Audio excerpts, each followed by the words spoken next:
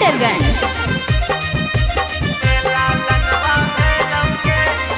फागुन में तोर छाउड़ी गावनवा भेलौगे, फागुन में तोर छाउड़ी गावनवा भेलौगे।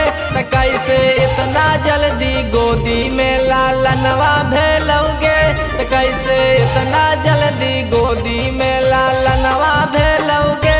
पियवा रहा हो बाहरवा ई सब कैसे भेलौगे, त कैसे इतना जल्दी गोदी में लालनवा भेलौगे। कैसे इतना जल्दी गोदी में लालनवा भेलौगे, लालनवा भेलौगे।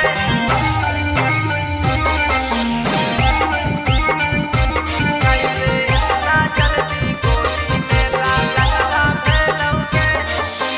हमारा बुझा हो छौड़ी कैनी तू घोटा लागे, नैहारा में लागो छौड़ी कैनी तू घोटा लागे। हमारा बुझा हो छौड़ी कैनी तू घोटा लागे, नैहारा में लागो छौड़ी कैनी तू पा लागे। हानि दोबारा आइल दहिया कैसे मोटैलौगे, हानि दोबारा आइल दहिया कैसे मोटैलौगे।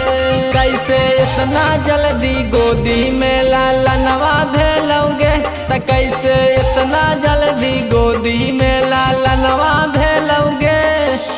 कैसे इतना जल्दी गोदी में लालनवा भेलौगे, लालनवा भेलौगे।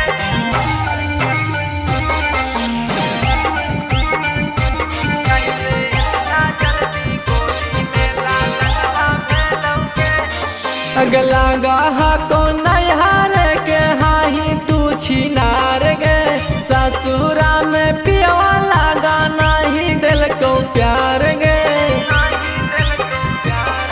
अग नैहार के लागा हाही हाही तू छिनार गे, ससुरा में पियवा लागा नहीं कर को प्यार गे।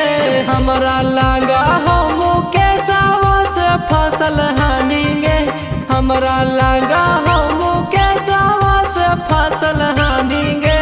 इतना जल्दी कैसे गोदी में लालनवा भेलौगे, इतना जल्दी कैसे गोदी में लालनवा भेलौगे। Recording by URL music Hunterganj.